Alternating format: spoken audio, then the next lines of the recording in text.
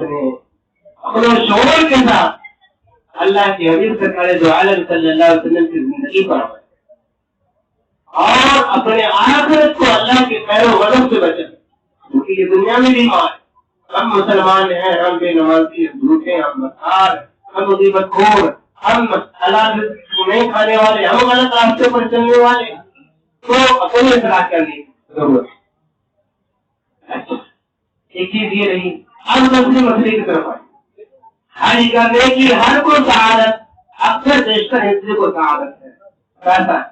اب چونکہ مزاج بن گیا ہے کہ ابھی تو گناہ ہوتا رہے گا، جوانی ہے نا، کبھی اور پھسلیں گے، گناہ ہوتا رہے گا، جوانی ہے، پیسہ آ گیا نا، پیسہ پاس میں آ گیا، اور سمجھے ہم جان رہے دنیا کو چھپا رہے، دنیا کو دھوکہ دے رہے، لیکن اللہ کی ذات جانتی ہے، ہم بھی جانتے ہیں کہ ہمارے پاس اتنا پیسہ ہے کہ ہمارے اوپر ہاتھ فرض ہے۔ آج ہمارا معاملہ کیا ہوتا ہے؟ جوانی کا وقت تھوڑا سا لذت ملا ہوتا ہے، تھوڑا اور عمر بڑھے گی، جائیں گے۔ اب اسی طرح کرتے کرتے آپ لوگوں کو نے بھی دیکھا ہوگا کہ انسان کے حالات بگڑ جاتے ہیں، حالات مالی طور پر انسان کمزور ہو جاتا ہے، مالی طور پر کمزور ہو جاتا ہے۔ اب اس کے اوپر پہلے حج فرض، اب وہ نہیں کیا، لازماً وہ گناہ گار۔ اللہ نے فرمایا وَلِلَّهِ، تفسیر کے اندر سمجھ لیجیے، وَلِلَّهِ عَلَى النَّاسِ حِجُّ الْبَيْتِ مَنِ اسْتَطَاعَ إِلَيْهِ سَبِيلًا، اللہ نے جس کو اتنا مال دے دیا، اتنا پیسہ دے دیا، جو بیت اللہ تک جا سکے اور وہ حج کر لے، اور جو حج نہ کرے وَمَنْ كَفَرَ فَإِنَّ اللَّهَ غَنِيٌّ عَنِ الْعَالَمِينَ۔ تو اس کی دو معنی، ایک تو جب پیسہ آ جائے تو فوراً نیکی میں دیر مت کی، نیکی میں دیر مت کی، تو ایک تو پیسہ آ جائے تو ٹال مٹول کر کے سب انسان کے اوپر جا جاتا ہے، اور انسان اپنے حالات سے مالی طور پر کمزور ہو جاتا ہے، اس سے وہ حج نہیں کرتا، تو فرض جو ہے اس کے سر پر باقی ہے، مال ختم ہو گیا ہوا، لیکن فرض کی پکڑ ہوتی، جیسے مال تھا فرض کی پکڑ، ایک چیز اور ایک چیز یہ بہانا کر کے ٹال، ایک چیز مخالفت کی وجہ کر کے، کمزوری کی وجہ کر کے، اپنی خباثتوں کی وجہ کر کے نہیں جاتے، یہ بھی فرض کا ہی تھا۔ اسلام کی پانچ چیزوں پر اسلام کی بنیاد ہے، مالدار ہو، پیسہ اتنا لیا، حج کرنے چلے جاؤ، کہیں جاؤ نا، فرض کا انکار ہے، اللہ کی بڑی پکڑ ہوگی، بڑی پٹائی اللہ کے پاس ہوگی، تو دنیا میں بھی جنت کی زندگی دیکھیے گا۔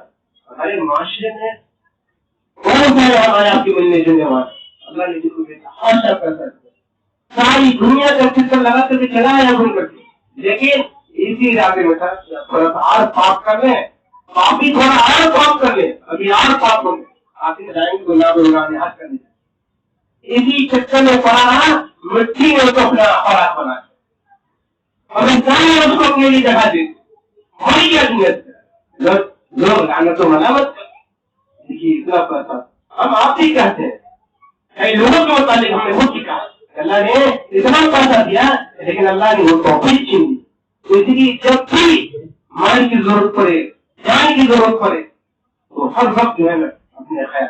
اچھا ایک چیز یہ، اور ایک چیز جو قادیانی کی جو سوچ ہے، دشمنان اسلام کی جو سوچ ہے، اسلام کے خلاف جو لوگ آئے دن نفرت اپنے دل و دماغ کے ذریعہ پروپیگنڈا بنا کر کے، قرآن حدیث سے لوگوں کو اٹھار کر کے، لوگ پروپیگنڈا بنا کر کے اپنی عقلی بیوقوفی کی طرح شیطانیت اور خباثت کو ظاہر کر کے لوگوں کو دین کو اتارنا چاہتے ہیں۔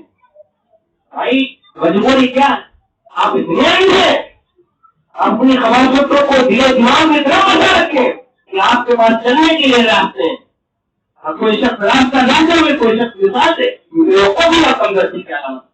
ہمارے معاشرے میں یہ ہے بہت اچھا، یہ پاگل پن ہے، یہ کمیونٹی ہے، خباثت ہے کہ اچھا پڑھا لکھا نہ ہوا، اچھا اپنا خلاصہ محنت بنا رکھا ہوا ہے، لیکن کیا کس نسل سے تعلق رکھتا ہے، کس جنگل میں یہ درندہ پیدا ہو گیا، سمجھ میں نہیں آتا ہے کہ آپ اچھے لوگ جن لوگوں کا آپ رسپیکٹ کر رہے ہیں، جن کو اچھا سمجھ رہے ہیں، آپ اسلام کے خلاف ہمارے کے نہیں ہے، وہ ہمارے معاشرے کے ہمارے لوگ اسلام کے خلاف بچار جن کالج میں بجا دیا، یہ سیکھا نہیں، اب اپنے سکھایا نہیں، اپنی عقلی دلیل پر جو ہے فرض انکار کروا. تو بہت سارے لوگوں کو سنا, بہت سارے ایسے, کیا بتاؤ مسجد میں میرے رسول کا دماغ خراب ہو جاتا. اور یہی حربہ جو ہے نا پرانے زمانے میں, یہی حربہ جو ہے نا پرانے زمانے میں جو خباز ذہن کے لوگ تھے یہی حربہ کرتے تھے کہ اللہ کے رسول کا حکم آ جانے کے بعد, اللہ کے احکام آ جانے کے بعد لوگوں کے ذہنوں کو ورگلایا کرتے تھے. مثال دے کر راستہ ہے, جب راستہ ہے تو مثال کی ضرورت نہیں, راستہ ہے تو مثال کی ضرورت نہیں ہے. اب ہمارے یہاں کچھ پاگل پن مجنون قسم کے ایسے لوگ ہیں جو ایمان کو فرض کرنا تعلیم سے معروف ہے, سب قسمت ہے. اس ملت کے کیڑے مکوڑے ہیں, اس ملت کی گندی چیزیں ہیں, تو حج کرنے کی کیا ضرورت ہے؟ ارے وہ یہاں رہتے رہتے کسی کی شادی کرا دی.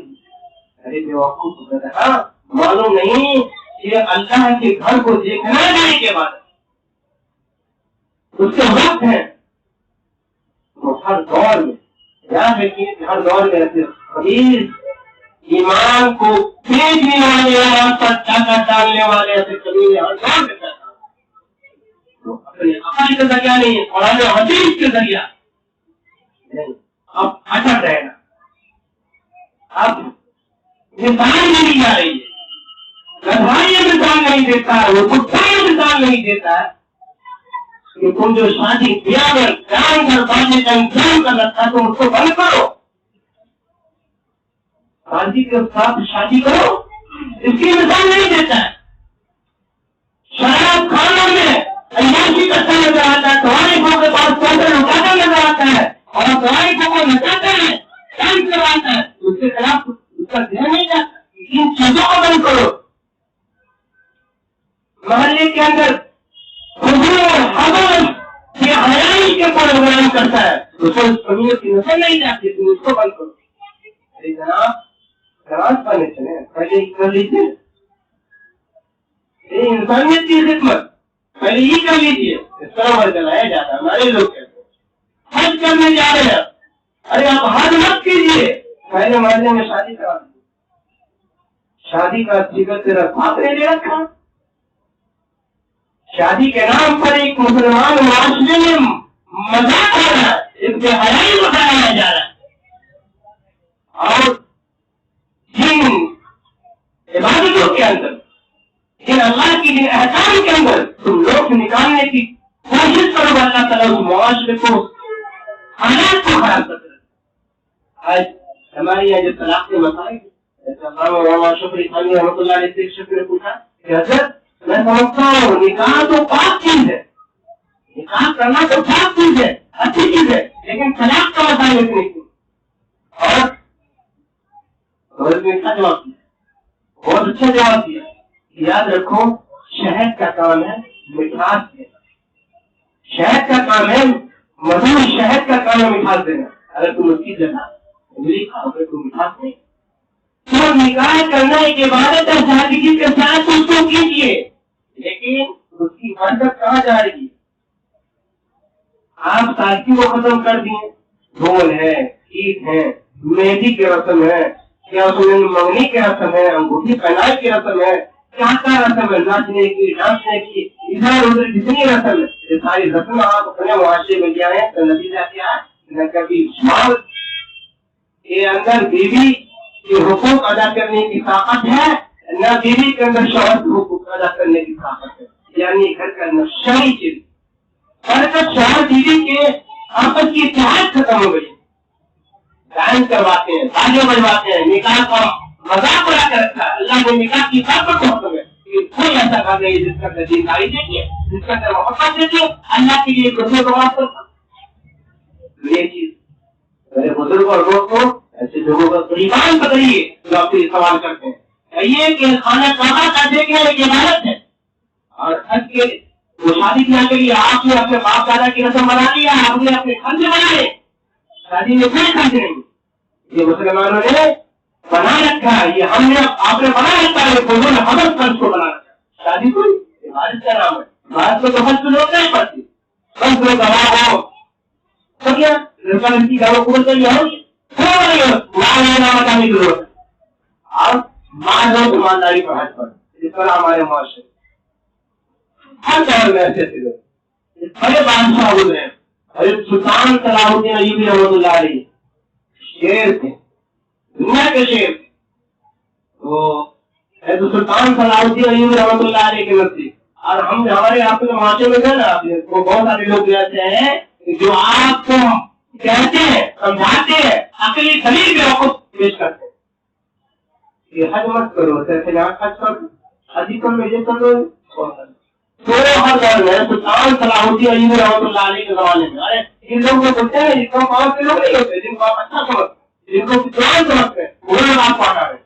تو سلطان صلاح الدین ایوبی رحمۃ اللہ علیہ کے زمانے میں ان کے ساتھی تھے جاسوس سمجھیے، تو بہت ایماندار تھے، اور ملک کی خبر جو ہے بادشاہ سلامت پر سلطان صلاح الدین ایوبی رحمۃ اللہ علیہ کو دیتے. وہ اس زمانے میں ایک بہت بڑا عالم، بہت بڑا تقریر کرنے والا. ہم نے کیا کرتے ہیں ڈاکٹر کی کچھ ایسا نیتا مل جائے، ایسے بیان کرنے والے کہ اپنی حاجت کو بھی لوگ کے بیٹے کتنا اچھا سننے میں، کتنا مزہ آ رہا ہے، کتنا جوش.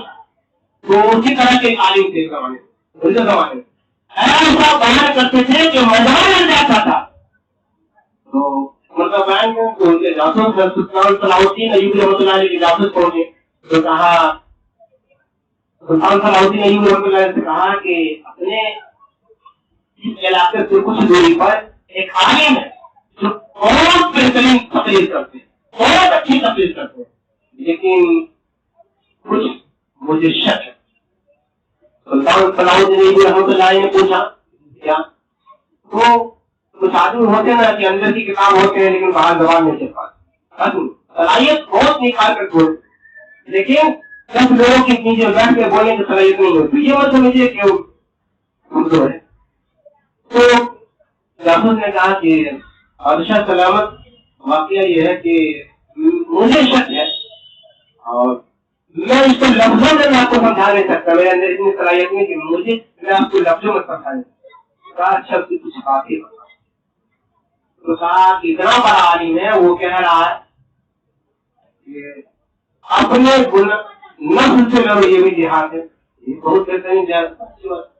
میاں بیوی کے حقوق کو ادا کرو، یہ بھی جہاد ہے. بہت اچھی بات. کچھ مسائل بتائے. سلطان صلاح الدین ایوبی رحمۃ اللہ علیہ نے کہا کہ بہت اچھی بات ہے. اب کیا؟ تو کہا کہ پھر مجھے کچھ سے آگے تو وہ بڑا عالم ہے، کیا کہہ رہا ہے؟ کہہ رہا ہے کہ میں مسلمانوں کو یہ حکم دیتا ہوں کہ لڑائی جھگڑا چھوڑ. لڑائی جھگڑا کرنے سے مسلمان کیا ہو گیا ہے؟ ایک تو وہ قاتل بن کے قتل کر دیا گیا ہے یا خونخوار بن کے. تو اللہ والے تھے سلطان صلاح الدین ایوبی رحمۃ اللہ علیہ، بہت بڑے اپنے زمانے کے جو بادشاہ تھے تو بہت بڑے اللہ والے تھے. کچھ غالب ہے کچھ کالا ہے. تو کون روانہ ہوا اور اس سے کہا، بہت بڑے عالم تھے اپنے علاقے. کہا کہ اچھا آپ مجھے یہ بتائیے. السلام علیکم. وعلیکم السلام. خیریت کے بعد سلطان صلاح الدین ایوبی رحمۃ اللہ علیہ کہنے لگے کہ اچھا یہ بتائیے کہ حضرت مسلمانوں پر ظلم ہو رہے ہیں، مسلمان ظلم سے کیسے بچے؟ ایک چیز یہ ہم کو بتا، اور دوسری چیز کہ مسجد اقصی کو آزاد کیسے کرا ہے. 2 سوال. کہا کہ مسلمانوں کے اوپر ظلم ہو رہے ہیں، اس ظلم سے مسلمان کیسے بچے اور مسجد اقصی کو آزاد کیسے کرائیں؟ تو عالم کہنے لگا کہ کون بڑی حکمت کے تھے. سلطان صلاح الدین ایوبی رحمۃ اللہ علیہ نے اپنے کمان سے تلوار نکالی اور اس کے ہاتھ کو پکڑا انہیں کاٹا. اچھا یہ پہلی نشانی ہے. سچائی بتا دو تم ہو کون، سچائی بتا دو تم ہو کون، ورنہ تمہاری گردن ملتی. تو اعتراف کرنے لگا ہم تو ہم قادیانی. تو یہ بات یہاں اس لیے میں کہہ رہا ہوں کہ اس دور میں کچھ لوگ مسلمان ہونا تھے لیکن دین سے محض ان کی فکر یہ تھی، حالانکہ ان کی فکر یہ تھی دیکھنے میں شکل و شبہات تو مسلمانوں کی جیسے تھی، لیکن ان کی فکر یہ تھی کہ مسلمانوں کو جو ہے ایمان سے ہٹا کر کے، مثال دے کر کے، عقل سے مار کر کے اپنی دلیل سے ان کو اسلام سے جدا کیا، ان کے ایمان کو بگاڑا جائے، ان کو فرض سے لا کر کے گمراہی میں تبدیل کیا جائے۔ تو آج ہمارے دور اس دور میں بھی کچھ ایسے لوگ ہیں جو مثال دیتے ہیں تو قرآن کی، مثال دیتے ہیں مدرسے کی، ناپاک مثال دیتے ہیں حج کی، ناپاک مثال دیتے ہیں روزے کی، تو آج اس کے مجھے تو کمینے کو کوئی چیز نہیں۔ اتنی خرابیاں ہو رہی ہیں، اتنے فضول پیسے مسلمانوں کے برباد ہو رہے ہیں، اس پر اس کی نظر نہیں جاتی، لیکن کمیاں اپنی مثال دیتا ہے تو قرآن سے نہ معلوم اس کو کہاں سے یہ ذہن ملا، اس کو یہ فکر اس پر کہاں سے ایسی محنت کی گئی۔ ہر دور میں اللہ نے جن چیزوں کو سب سے پہلے اللہ کو وہاں کوئی دلیل کی ضرورت نہیں، وہاں کوئی عقل کی ضرورت نہیں، اور جب قرآن حدیث ہو اللہ کے احکامات نبی کے طریقوں تو وہاں عقلی طریق یہ مسلمانوں کا قول نہیں ہے، یہ شروع سے یہودیوں کا عمل ہے، یہ عیسائیوں کا عمل ہے، یہ قادیانیوں کا عمل ہے، یہ اسلام کو ختم کرنے کی جو دن رات محنت سے کوشش کرتے ہیں جو منافقین جو مرشدین کی یہ ان کا عمل ہے۔ اللہ رب العزت سے ہماری دعا کے ساتھ